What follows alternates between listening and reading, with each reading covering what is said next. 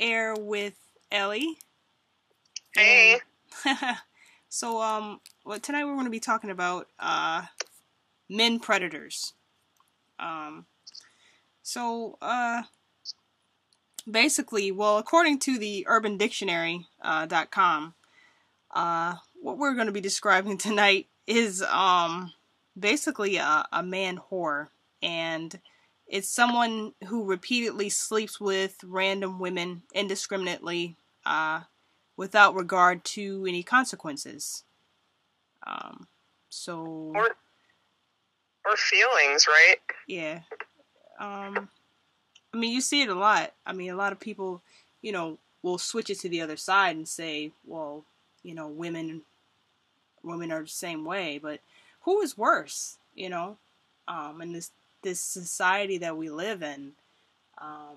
We hear, especially with what's going on politically with Trump, some of the comments that he makes, it's just, there's no basis for some of the comments that men make about women and their actions and what they do, and we've lost like a lot of common ground, I think, in the world that we live in. Where's all the gentlemen, really?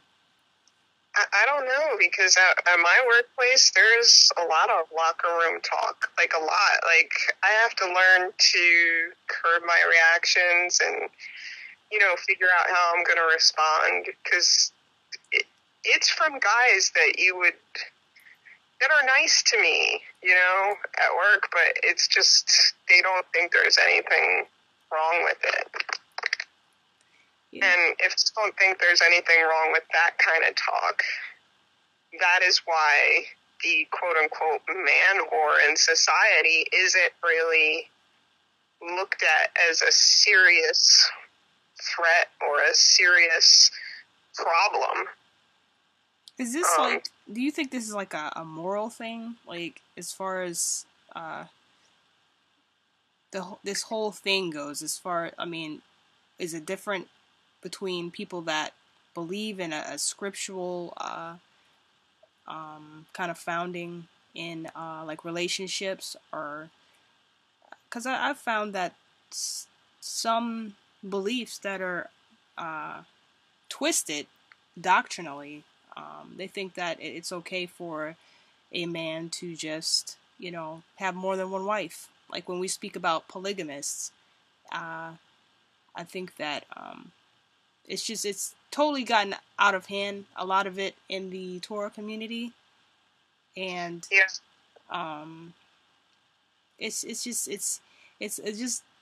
It kind of doesn't even separate itself from like the world where you see a guy that so called as a player, and he wants to have many women. He can't stay with one. If you can't have one woman, what makes you think that you can have more than one? You can't make everyone happy. You can't make them all happy. Someone's going to get hurt in the equation. It's just such a huge issue. It is huge, and I'll tell you my personal opinion on it. I'm dead set against polygamy for myself personally as a doctrine. I think that it's wrong. I don't think any good comes from it. Surely the children suffer the most.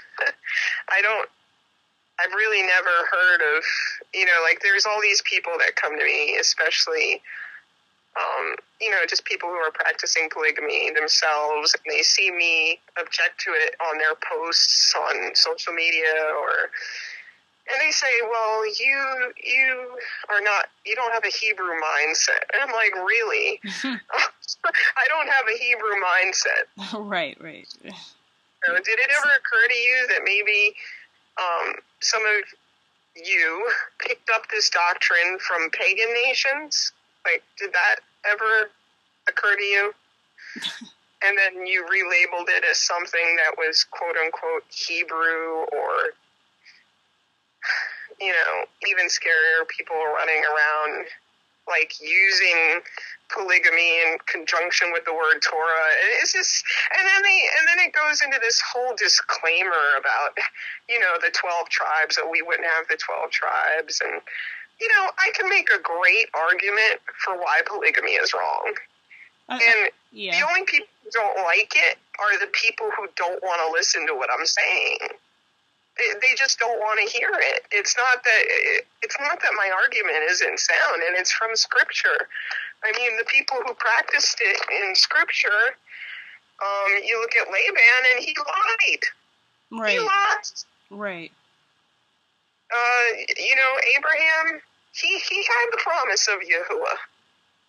He had the promise of Yahuwah. And his wife didn't listen, and instead of being the scriptural authority and, comforting his wife and telling her it's going to be okay, we're just going to trust in Yahuwah's promise, no, he gave in to his wife and to her unbelief. Well, a lot of people will say that, it was in the scriptures, that they had more than one wife, and but more or less, I think that Moses, he gave that. He gave divorce. You're not really supposed to divorce, but he allowed it.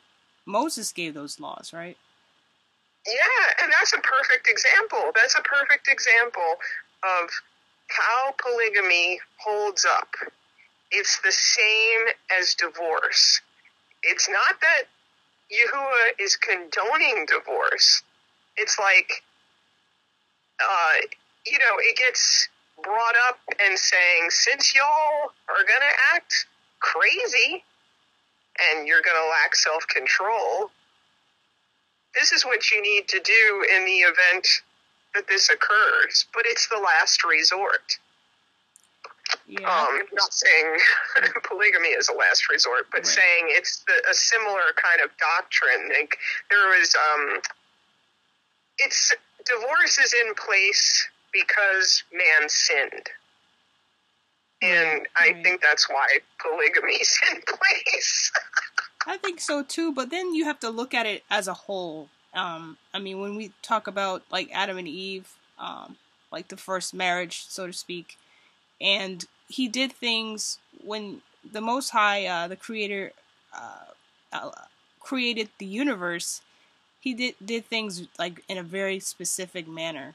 So, when he said he created man and woman, he said he would make a helper. He didn't say he would make helpers. No. So there's a distinction there. He actually took one rib and made that woman from Adam. So I don't know, it's just kind of a pattern. And I noticed that, like, I read some of the extra biblical, books of scripture, and I enjoy some of them, and I think they're scriptural. But I noticed some of the people that endorse polygamy are, going into some of the Gnostic Gospels and some of the way out there kind of doctrines, stuff about Lilith and just weird stuff. And then there's just some of the fruit that comes out of polygamy. I was defending my position on why I didn't like polygamy on social media, and there was a gentleman, if I can call him that, he got mad at me because I said, and I was trying to bring up this question as a legitimate question about polygamy type marriages, is that, how does a man, he can't satisfy all these women in one night. Right. And I wasn't saying that to be crass.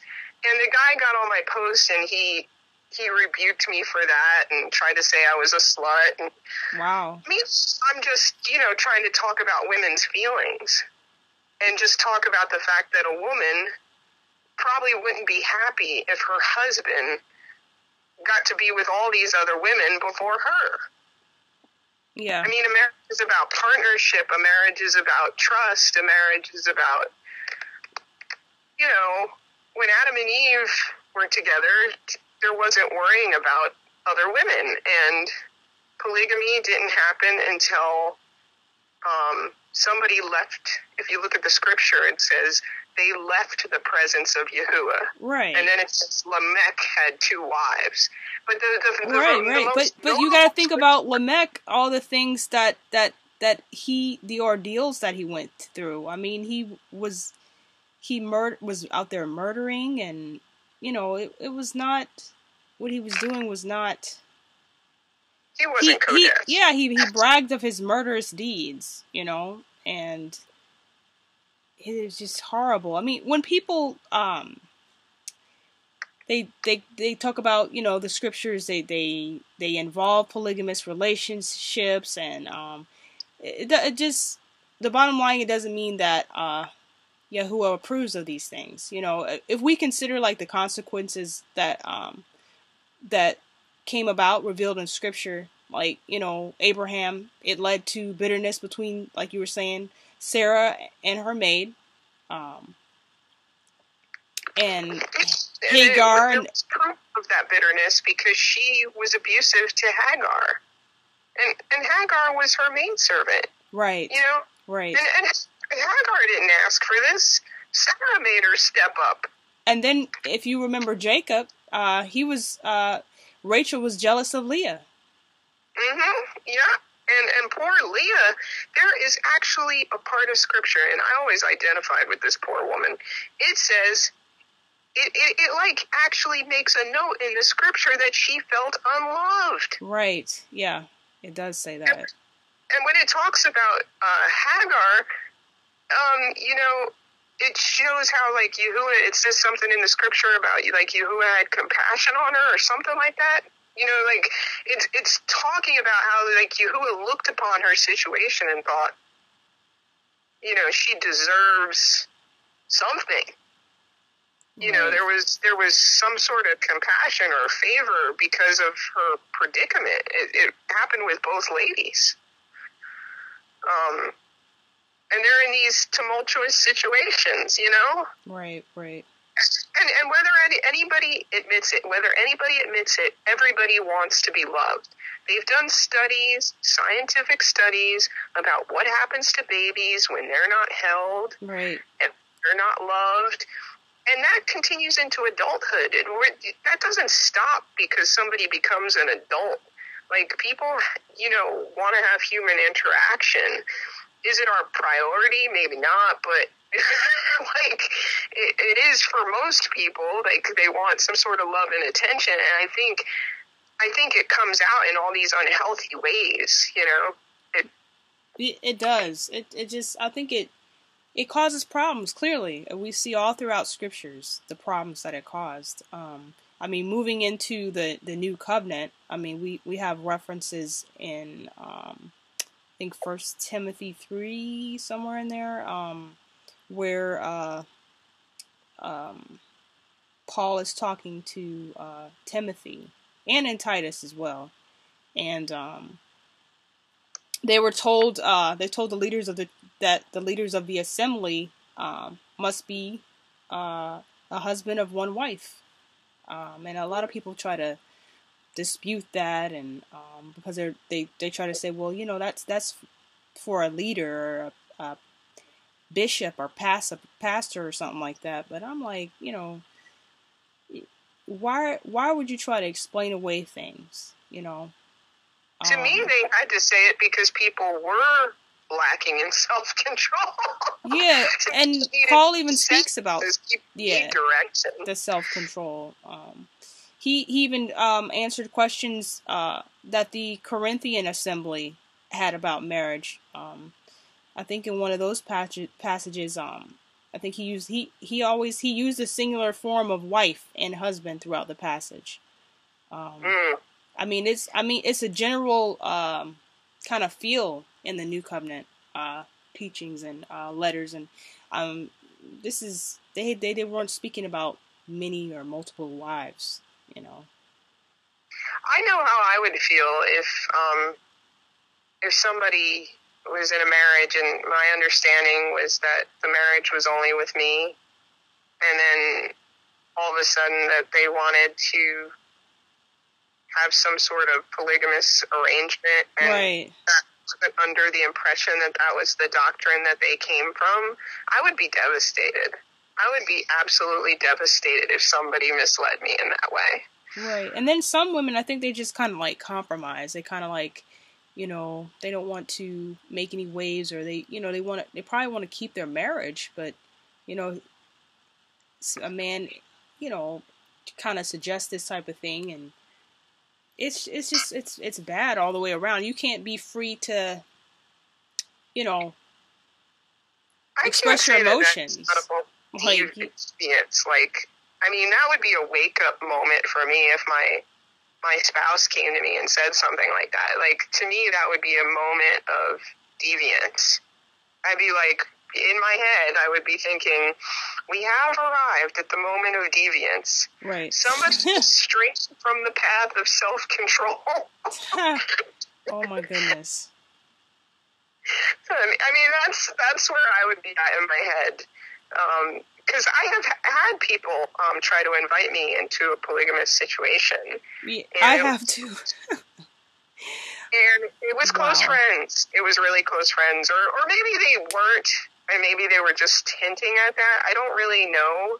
You know, you can never really know what's going on inside people's heads. You can have an idea. Yeah. You know? Yeah. But the fact that people kind of like put those things out there, or they test the waters to see if somebody is, you know, amenable to this kind of thing, like, and I see it amongst unbelievers all the time. Like, I saw something in my news feed where a lady who's, I guess, like a political activist, somebody left a note for her on her car about being in a threesome. Wow. And yeah, and they just approached her. They said, "My wife and I think you look good." You know, it was, and she posted the note on Facebook, and I was just like, okay, you know, I expect this from non-believers. Right. And I, you know, like, and I felt appreciative that she was sharing her story in the sense that to make people aware that this kind of stuff didn't just happen in the 70s or in Lot's time, and that people are... This is happening right now, today. Yeah, and people are grossly inappropriate, and we do have to use examples because this is the stuff that's happening. You know, this is what's happening in daily life. This is what people are propagating, and we do have to find a way to deal with it with grace, but it certainly brings up a lot of issues, and I feel like this thing about the male predator is an issue, whether people think it is or not. A man's supposed to be a leader in a relationship. Right. And even if he's just your friend, he should be leading you in spiritual light, not in darkness. And he should be an inspiration to you to a future relationship that you're going to have, not trying to inspire women to catch feelings for him. Right, right. I just lose the respect for guys who do that. Like they're serial. I mean, there's women who do it too. That's true. That's true. You know, there's plenty of women with a Jezebel spirit out there, or, you know, but on the topic of a male predator, I see it a lot. Like, there are people that come in the name of Yahushua, you know, in his precious name, and they misrepresent themselves as something that they are not. Yeah, they do. It's kind of like a, it's hidden. You know, you don't know what to expect from somebody like that. Well, it's just so awful to bring somebody into a relationship and that's your feeling. Like, to me, I mean, you might as well go out in the world if you're going to act like that, but don't do it under the guise of the Torah and the law and the prophets and carry the banner and let's hold up scripture and act like this is something righteous. That is sick. I mean, I know that there's going to be a lot of people that listen to this and they're going to be like, well, you know, I don't agree with that, and you don't know what you're talking about, as far as, you know, that's concerned. Like, they're just going to be hardwired for the fact that, you know, in the old covenant, they had multiple wives, and it was okay, it was fine. But, you know, in the same breath, they're also missing the point.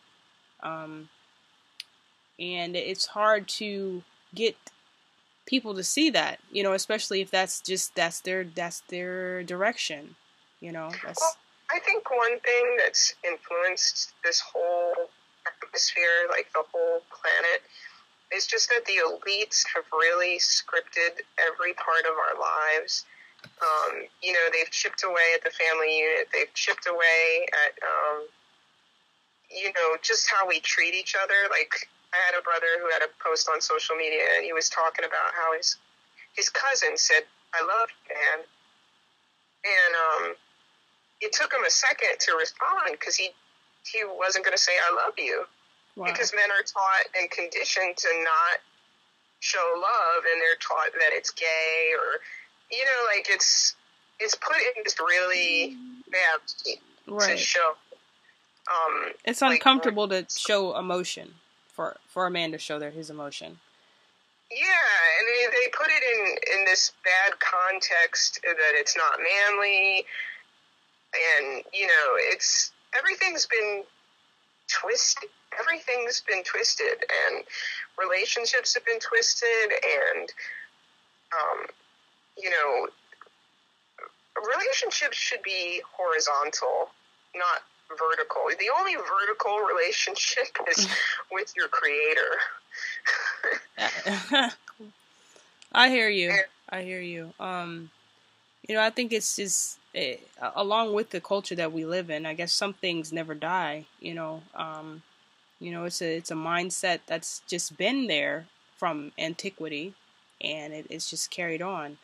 I think that, you know, that there's going to be just certain types of people that either they're going to believe something or they're not, or they're going to be able to see the problem that ensues with these types of relationships, or they're not, and they're definitely problematic. Now, you'll on the other side, you'll have people that say that their polygamous relationship is fine, it's thriving, it's great, everything is wonderful. They have a system going, I guess.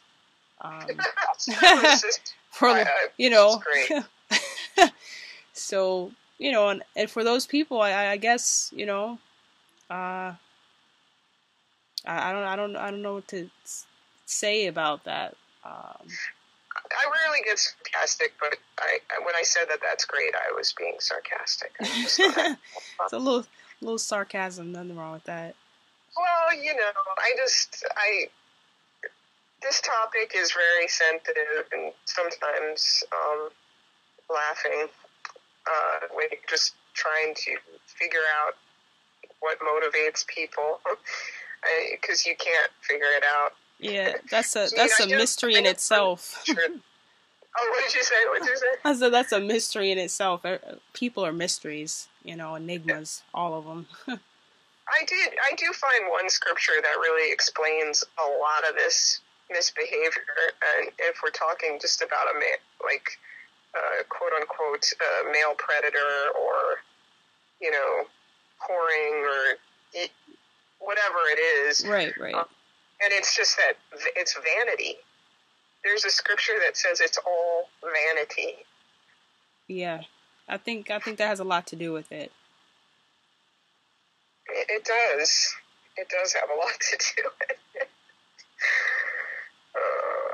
People care a lot how they're perceived, and I think most people, if they're, you know, truly honest with themselves and they take inventory, they will admit that they care how they're perceived. You know, it's kind of like what you do with your caring about that perception. Right. You know, that becomes an issue, but a lot of people just don't hold themselves to a standard. Like what you were saying about Trump, you know, saying some inappropriate things. I mean, he said a lot of inappropriate things about his daughter. Yeah, that's another thing that's really really kind of crazy. Really kind of reflects the world that we're living in now. It does. It does. It really does. I mean, how is it appropriate to the honor of your daughter to speak about her in a sexual manner in a public place? It's definitely perverse. Or ever. It's definitely perverse. It's not normal. There's nothing normal about it. This is the perversion of this age, where people feel like they can just say anything, and they don't even have a conscience about it. It's like as if it's normal, Yeah, there's definitely a lot of people are definitely desensitized. Yeah, there's a lot of that. Definitely a lot of that going on. But since we're living in the age where people would be kind of like lovers of themselves, just not wanting to love the truth. Their hearts are calloused, so we see the scriptures actually like coming alive, with prophecy. Another problem that I see with this male predator thing and this, people coming in the guise of Torah, is that a lot of men are saying they're Torah observant, and they're telling these women out there that we don't need a marriage certificate in the sight of Yahuwah. And that is true. They're not lying when they say that. But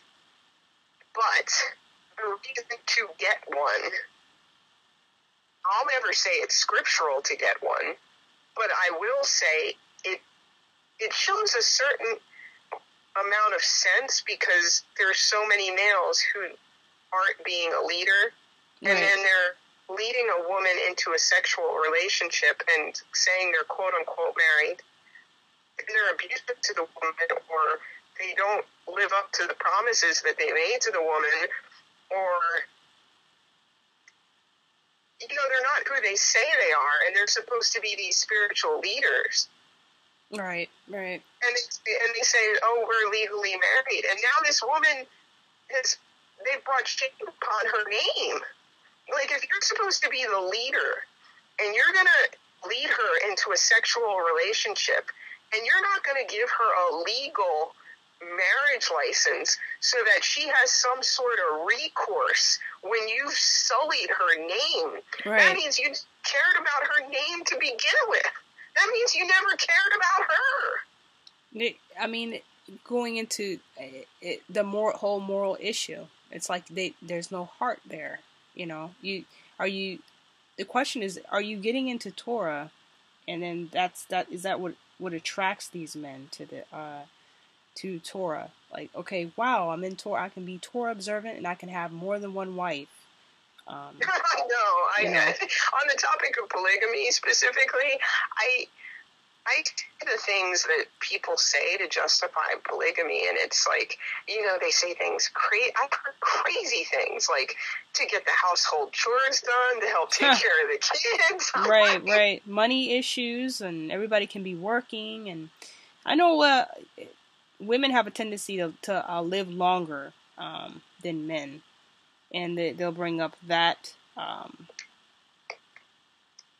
fact where, back in the older times, it was for the protection of the women, so that they would be protected. That's what you're using a lot. Yeah. I've seen that get so much mileage in the Torah community, and then it becomes this perverted thing, and it's like, well, you can't do something generous for a woman without you saying I have to take her under my sexual wing.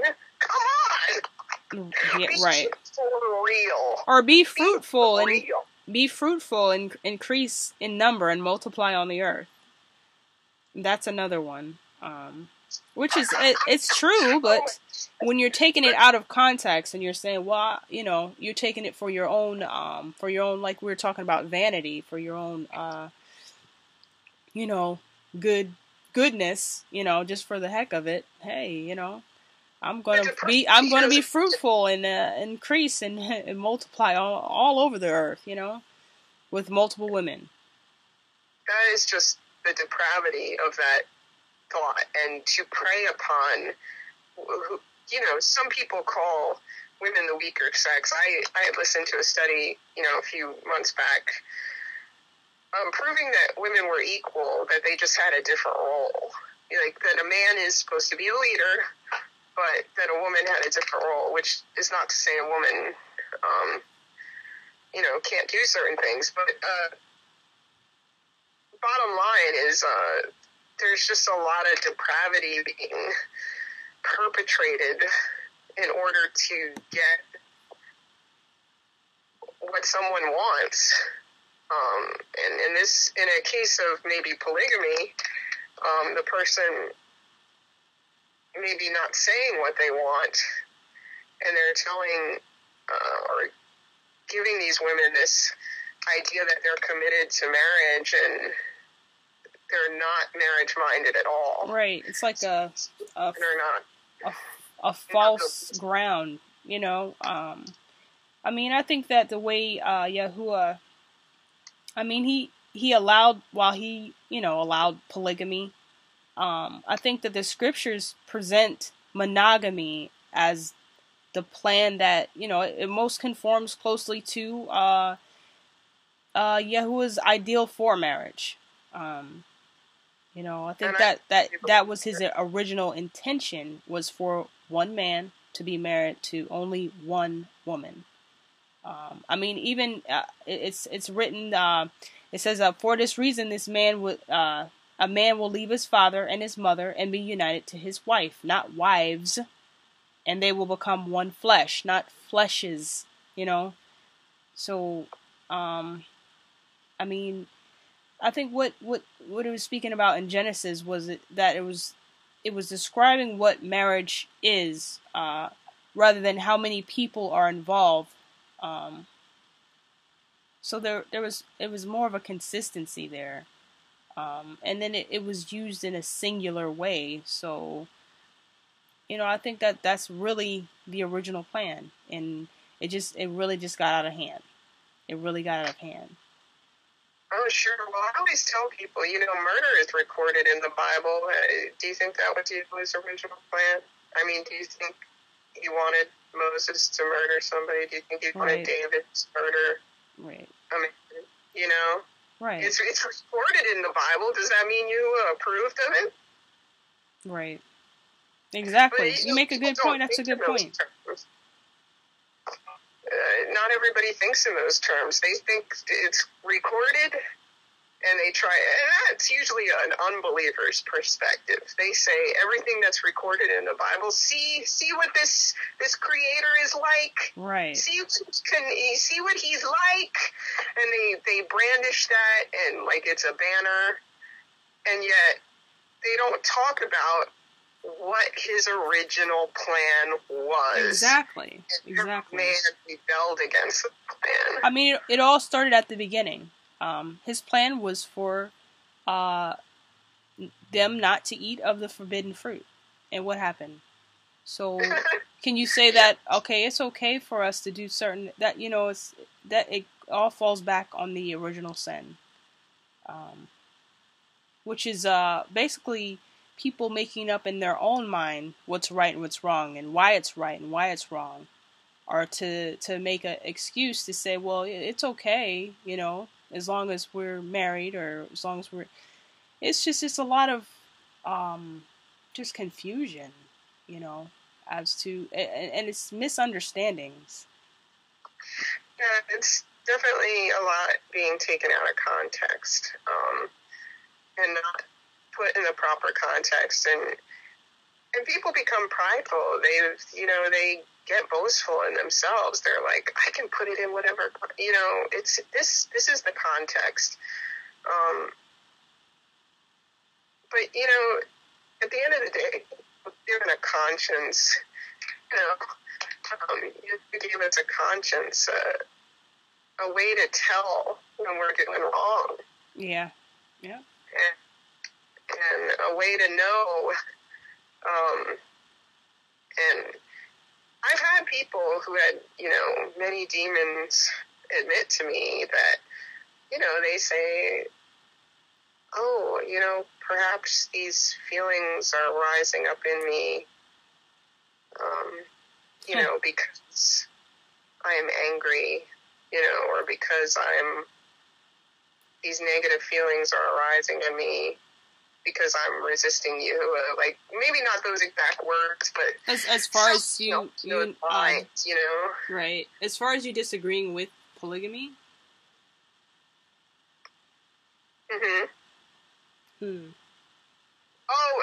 In regards to polygamy specifically, I'm trying to think if I've heard that. Not that specifically in regards to polygamy, but I've heard it when people were in sin and just said something similar to that toward me. Wow. Yeah, so I guess my point is that if somebody can admit that negative feelings are arising in them when the truth is shared about how things are supposed to be, just in general, that tells me where people are coming from. As far as polygamy, my personal experiences with people who put that specifically, I've felt a spirit on them. That's just me. I mean, that's my personal opinion. Mm-hmm. I've had people try and force it on me, and there was like a controlling spirit that went along with it. That seems to be an issue. The issue with polygamy is a controlling spirit, or what about? Would you say it's kind of pushy, like?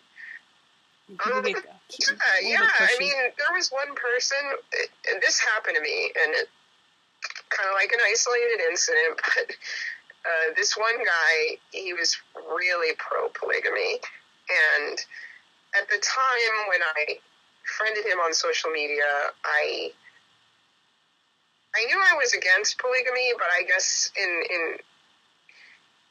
I hadn't really sat down there and thought fully, like, out in context what I thought about it in regards to Torah and everything, and I felt like there was some carryover from my Christian beliefs, and I just felt like it was wrong, but I hadn't really, at that time, I hadn't thought of it in that context, but the second the guy friended me, I felt a spirit attack me.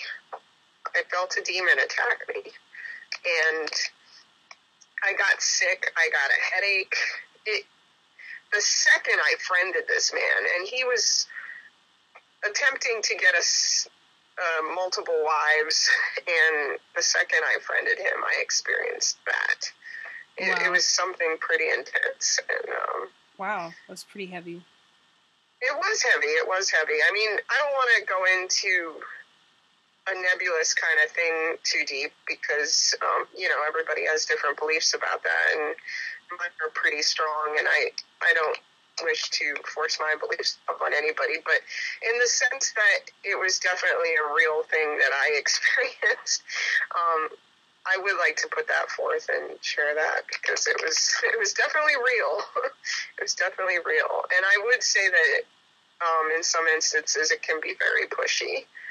I mean, it seems like that is pushed more than other things that are in the scripture that should be a priority. I mean, what about witnessing to people? What about so many other things? Like all the people that practice polygamy and push polygamy, I notice like witnessing isn't their priority. Like right. They just kind of get stuck on it, and they try to I guess they're spreading polygamy instead of the scripture. I mean, that's a lot of men that I've met, that are polygamists, they tend to fall right back into that, polygamy. What about polygamy? Let me talk to you about polygamy. Polygamy. And you're just like, wait a minute now. What are we talking about now? Are we, it's just something that that's like the second, that's like the second thing on their mind, and people will disagree, and they'll say, well, no, that's not true, but it's a very strong, it's something that just, if a lot of polygamists that I've talked to, it's something that you can't get around. Like, it's always coming up, and they're always going to make you to try to understand how scriptural it is and how real it is. But we're going to wrap it up a little bit, because this is kind of getting long, to 6 issues that are problems that's wrong with polygamy, really. And I think one would be that it exploits the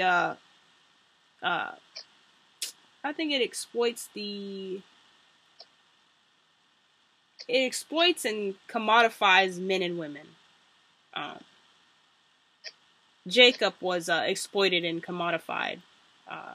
He was prostituted by his own wife and to his other wife, and Jacob became an object of gain.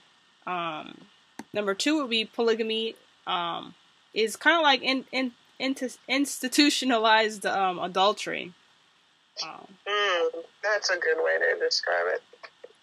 And number 3 is that I think that polygamy kills intimacy between a husband and a wife. 4. It definitely does. I would agree with that one. I mean, I'm not married, but I just know that would kill it for me. I think it like creates this emotional pretzel, and it just like pushes a person into it has to be exhausting, at least if not excruciating. So number 4 would be polygamy spreads the husband or the wife too thin. I mean, can you imagine? Wow. Number 5, polygamy causes jealousy among husbands and wives. That's the big thing, and if there's not more of a reason, it's just like human beings have enough problems with jealousy. They don't need anything added to that. They don't need any help to be jealous. Right. I mean, it's the most common form of sin is jealousy, and the fact that humans lack self-control and they don't practice personal and emotional self-control through the Ruach HaKodesh. Jealousy is one of the top reasons why it'll never work the way that it's not intended. It's not intended. Right. And then finally, number 6, and I might have a bonus one. Polygamy, it just falls short of Yahuwah's design in marriage. And to add to that, the children. Yep. The children were always, if you look at scripture, the children were always hurt. What happened when there was a battle? Leah and her kids were put out in front to die first. Right. Oh, come on. No. Come on. Cold. That's cold. It is cold. I can't think of anything that's more cold. I had so much compassion for that woman in scripture. I mean, she did plenty of things wrong, but in the sense that there were just some things in her life that she was alone in a lot of ways. That poor woman. Yeah, I mean, it's a sad overall. It's a very difficult lifestyle to those who are adjusted to it, and they're doing fine with it. I mean, maybe there's some people out there that have got it together like that. I don't condone it at all, because somebody's gonna come up short at some point.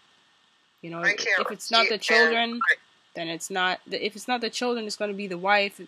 It's going to be a problem. I can't relate to polygamy in one way, and with my last dying breath, I would say that polygamy is wrong in every single way, and I would not endorse it for anybody, although I can't speak for anybody and everybody, but I can certainly say I believe from a scriptural perspective 100% that it's wrong. Yeah. And I don't think that's what Yehovah intended, and I don't think it's what he wanted. Absolutely. I don't think it's an example of true intimacy and love and concern for your neighbor.